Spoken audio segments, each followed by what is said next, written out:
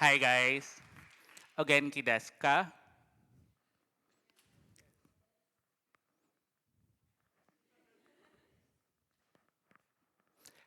Life is fragile, they say, very much like a piece of glass art.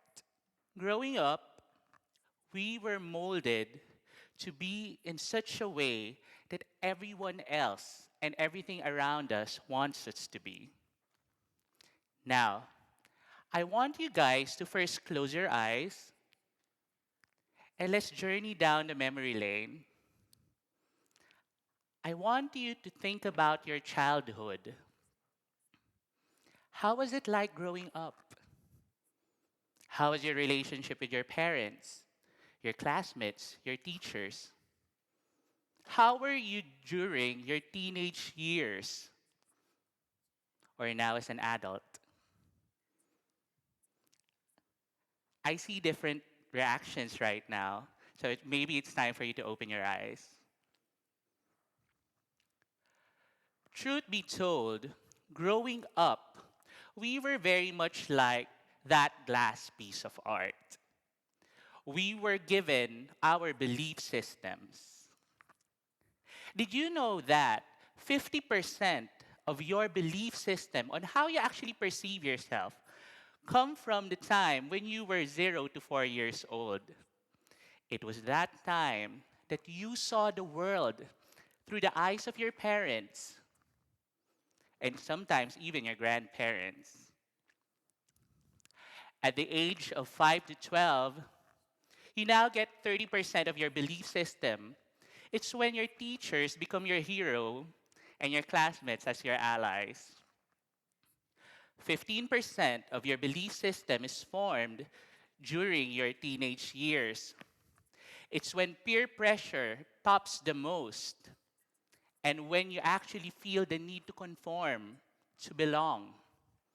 And lastly, when you reach adulthood, you actually get 5% of your belief system based on everything that you have experienced around you: family, friends, social media, and the society in general. Seems like a very beautiful journey, but truth be told, it can be a different story. It's quite ironic that the same people who only wanted the best for us are the same ones who have instilled in us the negative belief systems that we have, the limiting beliefs. Limiting beliefs such as we're not good enough, that we're ugly, that we're unworthy, that we're unlovable. Belief systems that have held us back, that have stopped us from being our best, that broke us in the process. Some people are not able to handle it well, much like in my country. Year on year, the suicide rate grows.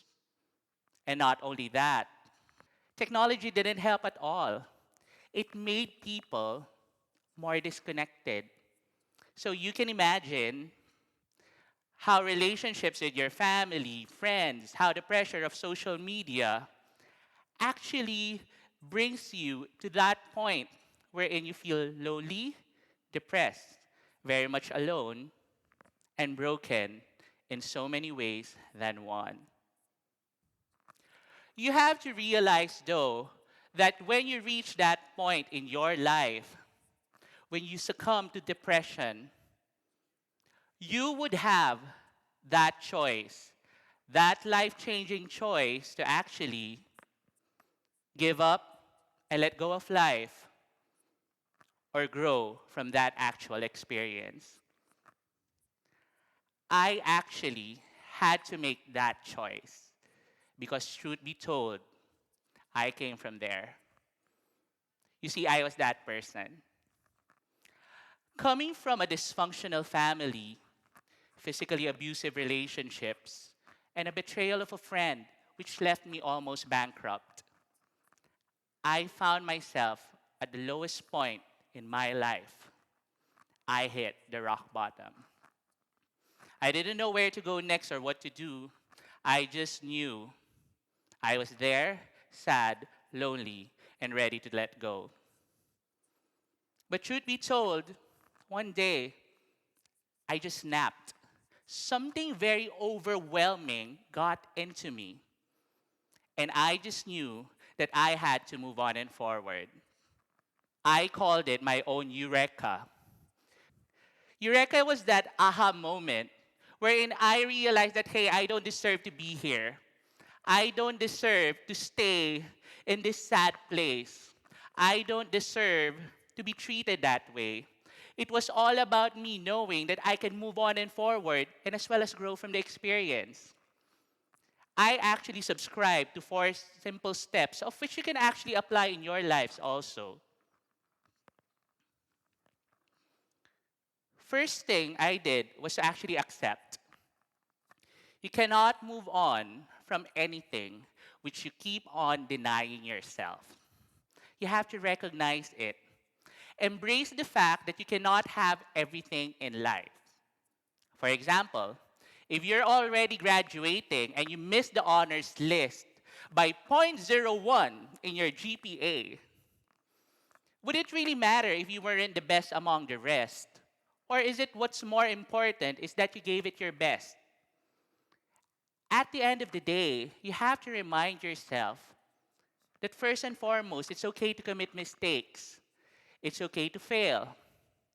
It's okay to just let things be.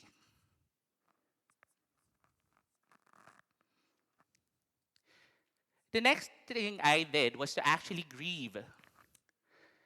It's okay to acknowledge your emotions. Don't ever deny them. It's okay to feel angry, hurt, frustrated, sad, depressed. But one thing that you should do is give yourself a deadline. Do not ever come from your ego. Just realize that things happen as they are and that it's okay to move on and forward from them. At the end of the day, by the time you reach 30, do you think your grade point average would still matter? I don't think so. This is probably the hardest one to do. To forgive yourself for not being perfect, to forgive yourself for not being good enough. But it's even harder to forgive others who have wronged you. But it's quite possible when you come from that space of love.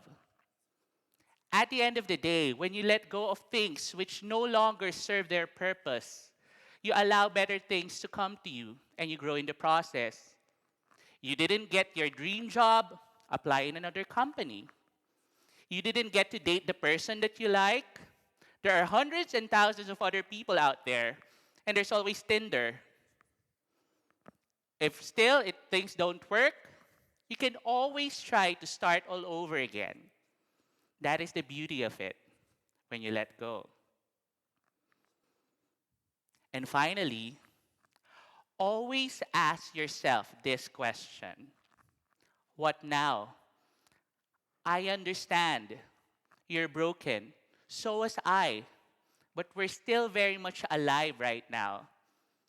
Isn't it beautiful when you realize that each and every experience is not actually a period in your life, but rather is a beautiful comma? A comma that states that you can always start all over again, live the life that you've always wanted. And that's something to look forward to instead. Looking back, now knew that it had to happen to me, that I had to be broken, simply because my brokenness made me whole. It made me realize a lot of things. The things I don't want in my life, the things and people I deserve, and the kind of life that I've always wanted to have.